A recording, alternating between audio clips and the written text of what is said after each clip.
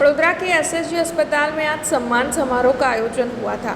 दरअसल जिन नर्स का प्रमोशन होने के बाद वो बाहर गए थे और अब उनका एसएसजी अस्पताल में पुनः आगमन हो रहा है, उन नर्सेस के लिए सम्मान समारोह आयोजित करवाया गया था। वैसे इसी के साथ शहर में बाढ़ जैसे मुश्किल वक्त में प्रशंसनीय कामगिरी करने वाले स्टाफ का भी सम्मान किया गया था।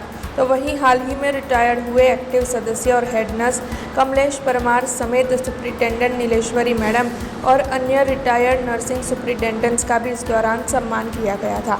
एसएसजी अस्पताल के सुप्रिंटेंडेंट डॉक्टर रंजन अय्यर इस दौरान अन्य अग्रणियों के साथ मंच पर मौजूद थे और उन्हीं की ओर से इन सभी हेड नर्स का सम्मान किया गया था।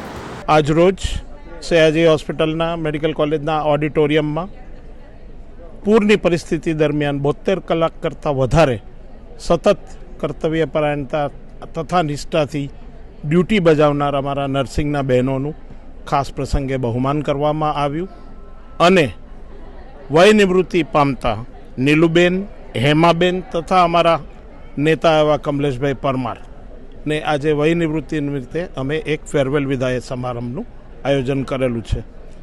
फ्लड दरमियान उत्कृष्ट सेवा बजावनाराओने सयाजी हॉस्पिटल तरफथी आरोग्य विभाग तरफथी खूब खूब अभिनंदन अने एमनी आ फरज प्रत्येनी निष्ठा हमेशा भूलाशे नहीं अने वय निवृत्त थता दरेक अमारा मेट्रन बहनोने निवृत्तिमय जीवन खूब ज आरोग्यप्रद अने सारू रहे, सुखाकारी रहे एवी प्रभुने प्रार्थना। एसएसजी हॉस्पिटल वडोदरा खाते आज रोज जे हेड नर्सમાં પ્રમોશન મળેલા છે આશરે 75 હેડ નર્સ એમનું સન્માન છે।